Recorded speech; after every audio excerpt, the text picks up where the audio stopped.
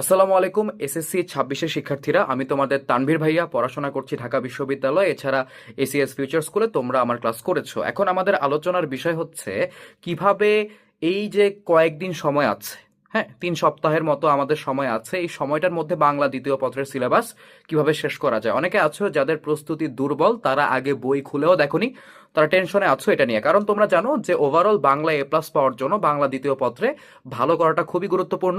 এবং বাংলা দ্বিতীয় পত্রের এমসিকিউ নিয়ে তোমাদের সবচেয়ে বেশি চিন্তা থাকে। 30-এ 30 কিভাবে পাওয়া যায়, বা অ্যাটলিস্ট 25 কিভাবে পাওয়া যায়, সেই প্রস্তুতি কি শেষ মুহূর্তে নেওয়া সম্ভব কিনা সেটা নিয়ে আমরা আলোচনা করব।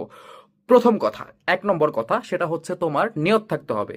নিয়তটা কিরকম দেখো, তুমি এই পড়তে বসবা আর একদম হচ্ছে আলাদিনের চেরাগের মতো ঘষা দিলাম হয়ে গেল, হ্যাঁ একদম সহজ আমি পড়াশোনা পেরে যাবো, এরকম কিন্তু ব্যাপারটা না। তোমাকে এফোর্ট দেওয়া লাগবে। এখানে ভাষাগুলা কঠিন এবং টপিকগুলা বুঝতে হবে। তুমি যাই পড়ো না কেন, তোমার পরীক্ষার প্রশ্ন কিন্তু বই থেকে আসবে। এই জিনিসটা আগের ভিডিওগুলোতে আমি বলছি। তো তুমি যদি মনে করো যে বসলাম আর হয়ে যাবে, তাহলে কিন্তু ব্যাপারটা এভাবে কাজ করে না। তোমাকে সময় দিতে হবে, তোমার কষ্ট হবে, বুঝতে সময় লাগবে এবং পরিশ্রম করে তোমাকে নম্বর পেতে হবে। এই মাইন্ডসেট আপ ফার্স্টে হচ্ছে তোমার মাথায় রাখো যে সময় দিয়ে পরিশ্রম দিয়ে হচ্ছে আমি একটা প্রিপারেশন নিব, এই নিয়তটা নাও। নিয়ত আগে ছিল না, আগে আমি পড়ি নাই ভাইয়া, কিন্তু এই লাস্টের 21 দিন বা 3 সপ্তাহে একটা নিয়ত নাও যে তুমি পারবা। দ্বিতীয় যে কথাটা আমি বলবো, 2 নম্বর কথা, সেটা হচ্ছে ভাইয়া আমি তো আসলে স্কুলে এত ভালো মতো ক্লাস করি নাই, বা এরকম কোনো হচ্ছে কোর্সও আমি ভর্তি ছিলাম না, বা আমি যে বাসায় টিচার নিয়ে পড়ছি সেই টিচারও হচ্ছে আমাকে বাংলা দ্বিতীয় পত্র পড়ায় নাই, তো আমি আসলে গ্রামার বুঝি না, আমি কি করব। তো সেক্ষেত্রে তোমাদের ভাইয়া কিন্তু একটা প্লে লিস্ট নিয়ে আসছে, এবং সেই প্লে লিস্টের মধ্যে তোমাদের ব্যাকরণের যতগুলো পরিচ্ছেদ আছে সেই পরিচ্ছেদগুলোর ব্যাপারে কিন্তু সুন্দর মতো ডিটেইলড একটা ক্লাস দেওয়া আছে। তোমরা কিন্তু আমার প্রোফাইলে গেলে এই জিনিসপত্রগুলো হচ্ছে পাবা, দেখবা যে কিরকম হচ্ছে আমরা ভিডিওগুলা ক্রিয়েট করছি। এবং টোটাল 10.5 ঘন্টা, প্লাস মাইনাস 10.5 ঘন্টার একটা প্লে লিস্ট। এই প্লে লিস্টটা করে গেলে ইনশাল্লাহ ভাইয়া তোমাদের বইয়ের ভিতরের যে কনফিউশন, সেই কনফিউশন একদম দূর হয়ে যাবে। তুমি প্রতিটা লাইনের ব্যাখ্যা পাবা। ব্যাপারটা কিন্তু এরকম না যে ওয়ান শট ভিডিও, যে তোমাদেরকে জাস্ট দেখায় দিলাম তোমরা পড়ে ফেললা, না। 10.5 ঘন্টা মানে বুঝতেছো যে একটা ডিটেইলড আলোচনা এটার ভিতরে হচ্ছে আমাদের আছে। বই থেকে প্রশ্ন হবে, বইয়ের বাইরে থেকে প্রশ্ন হবে না, এটা তোমাদেরকে বলছি। তো তোমরা কি করবা, তোমরা হচ্ছে এই যে দেখো কমেন্ট সেকশনে আমি তোমাদের জন্য লিঙ্ক দিয়ে দিছি প্লে লিস্টের, তো তোমরা হচ্ছে সেই প্লে লিস্টে গিয়ে ভিডিওগুলো পেতে পারো। এছাড়া তোমরা যদি ইউটিউবের সার্চ অপশনে গিয়ে লেখো তানভীরস ক্লাসরুম, তাহলেই দেখবা আমার চ্যানেল চলে আসছে। চ্যানেলের ভিতরে গেলে দেখবা নতুন চ্যানেল, একটা মাত্র হচ্ছে প্লে লিস্ট আছে। সেই প্লে লিস্টের মধ্যে টোটাল 22টা ভিডিও দেওয়া, বাগধারা অন্যান্য হাবিজাবি যা আছে সেগুলোর ভিডিও না। এই কারণে এগুলো তোমাদের ক্লাস করার কিছু না, এগুলো তোমাদের নিজের পড়ার বিষয়।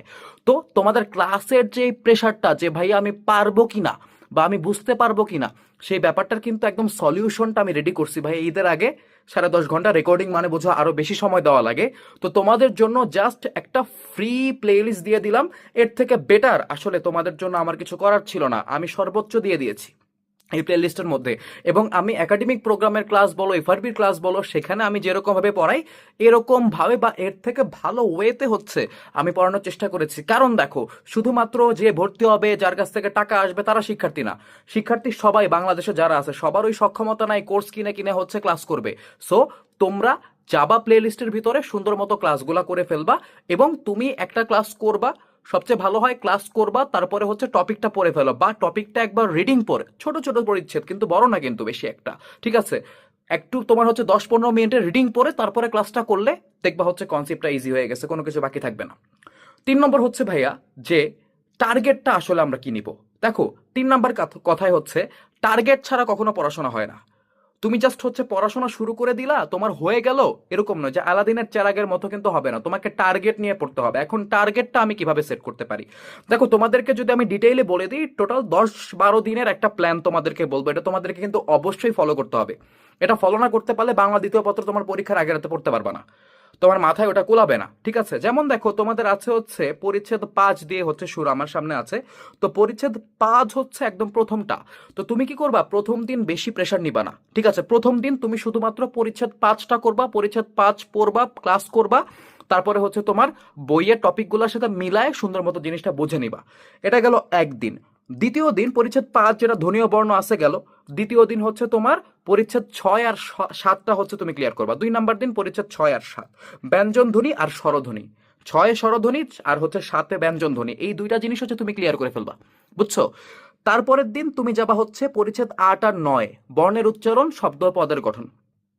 কত হলো? 3 দিন। 3 দিনে তোমার 5টা টপিক হয়ে গেছে। তুমি যদি এই 3 দিনে 5টা টপিক ক্লিয়ার করতে পারো, তোমার একটা কনফিডেন্স আসবে। কনফিডেন্স না আসলে তুমি বাকি পড়া পড়তে পারবে না। কনফিডেন্স বুস্ট আপ না হলে, ঠিক আছে, ঘাম জমে গেছে, যাই হোক, আমি হচ্ছে সব বন্ধ করে নিয়েছি যে সাউন্ড না হয়। তো কনফিডেন্স ছাড়া হচ্ছে তুমি কখনো করতে পারবে না। তোমাকে আগে নিজেকে দেখাইতে হবে, নিজের কাছে প্রুফ করতে হবে যে তুমি পারো।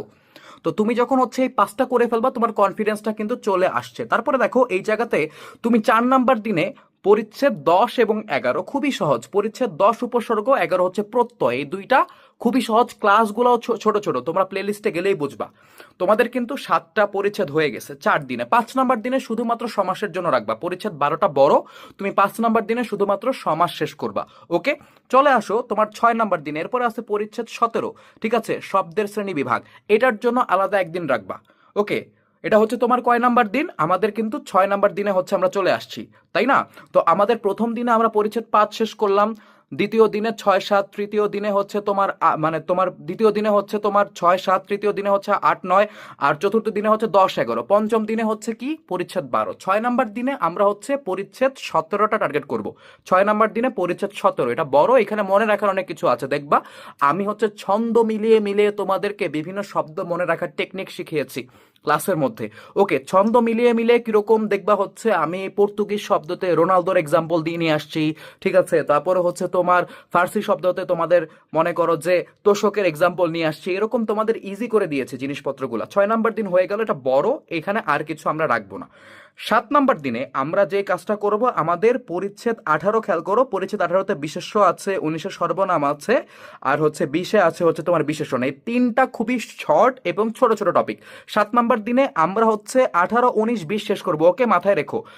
এরপর আমাদের 8 নাম্বার দিনে 21 আর 22 হচ্ছে আমরা শেষ করব। কি 21 আর 22 হচ্ছে আমরা শেষ করব, ক্রিয়া এবং ক্রিয়া বিশেষণ, ঠিক আছে। এরপরে আমাদের হচ্ছে তোমার লাস্টের 9 নাম্বার দিনে, 9 নাম্বার দিনে হচ্ছে এরপরে দেখো ক্রিয়া বিশেষণের পরে অনুসর্গ, যোজক এবং আবেগ আছে। এই তিনটা খুবই সহজ টপিক, এটা আমরা 9 নাম্বার দিনে শেষ করবো। আমাদের কিন্তু মোটামুটি শেষ, 25 নাম্বার পরিচ্ছেদ পর্যন্ত আমাদের হয়ে গেছে, মানে আমাদের কাজ অলমোস্ট ডান। 10 নাম্বার দিনে আমরা কি করব? 10 নাম্বার দিনে হচ্ছে বাক্যের অংশ, শ্রেণী বিভাগ, ঠিক আছে, এবং বাক্যের বর্গ, এই টপিকটা হচ্ছে আমরা দেখবো 10 নাম্বার দিনে। তোমাদের এখন পড়াশোনা কিন্তু অনেক আগায় গেছে। আমাদের পরিচ্ছেদ 31 আর পরিচ্ছেদ 32টা হচ্ছে আমরা 10 নাম্বার দিনে দেখবো। 11 নাম্বার দিনে হচ্ছে আমরা চলে আসলাম। 11 নাম্বার দিনে আমরা পরিচ্ছেদ 33 আর 34 দেখবো। ঠিক আছে, তোমরা অলরেডি ব্যাকরণ অনেকদিন ধরে পড়ে ফেলছো, এখন তোমরা চাইলেও হচ্ছে একটু বেশি পড়তে পারবা। 12 নাম্বার দিনে আমাদের যেই হচ্ছে তোমার 33, 34-এর পরে 35 এবং 39 আছে। এই 12 নাম্বার দিনে আমরা 35 এবং 39 শেষ করব।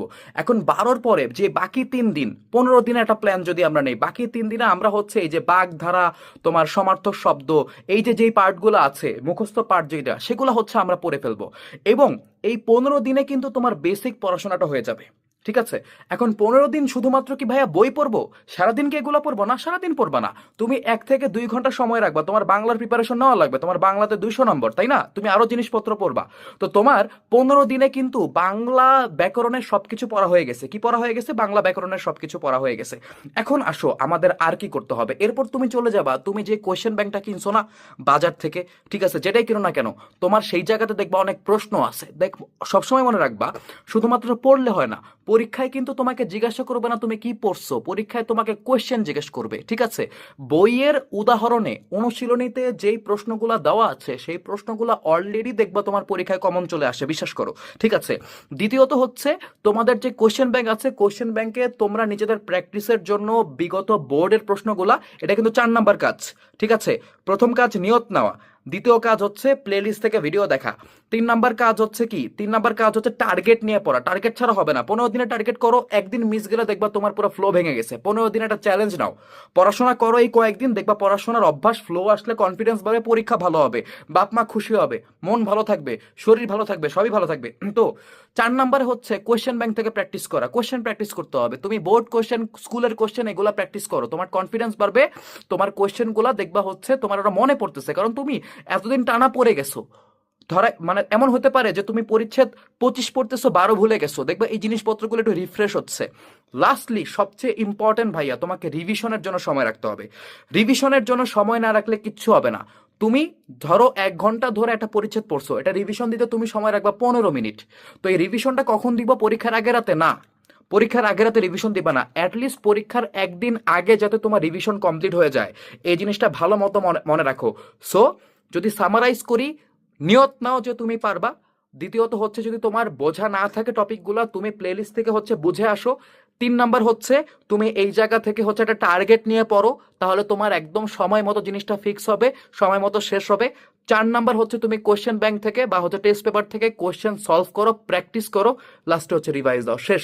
দেখবা পরীক্ষার আগে তোমার প্রিপারেশন একদম সুন্দর মতো হয়ে গেছে। সময় নিলাম যাতে হচ্ছে তোমাদের কাছে ব্যাপারটা ক্লিয়ার হয়। তো সবার জন্য শুভকামনা, সবাই ভালো থাকবে। এবং সবাই হচ্ছে মানে যদি তোমাদের আর কোনো প্রশ্ন থাকে সেটা হচ্ছে আমাকে কমেন্টে জানাতে পারো, আমি তোমাদেরকে রিপ্লাই দিই, তোমরা জানো। সো আল্লাহ হাফেজ সবাইকে, আসসালামু আলাইকুম।